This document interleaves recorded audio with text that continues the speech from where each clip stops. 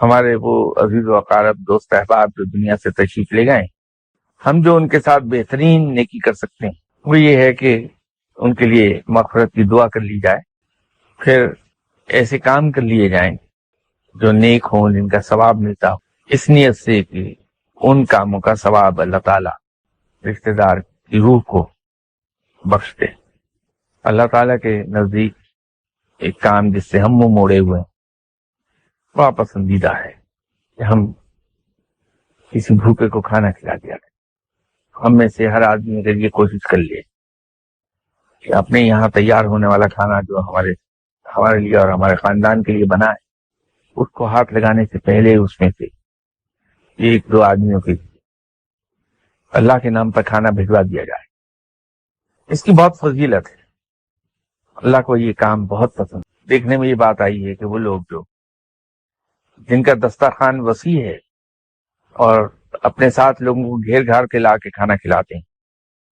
اللہ انہیں بہت برکت عطا فرماتا ہے، ان کے رزق میں بے پناہ برکت آتی اور ناگہانی آفات سے بچے رہتے۔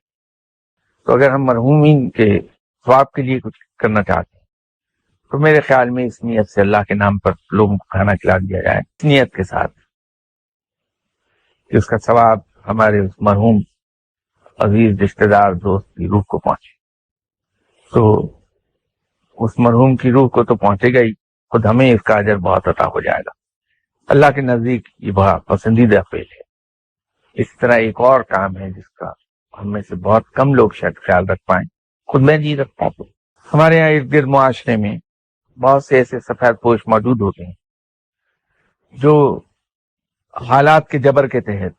زیر بار ہو گئے ہیں، مقروض ہو گئے ہیں، تو نہایت عاجزی اور خوبصورت طریقے سے اگر ان کا قرض ہم ادا کر دیں، انہیں قرض سے نجات دلا دیں، تو اللہ کو یہ بہت پسند آتا۔ تو یہ مرحوم کی روح کو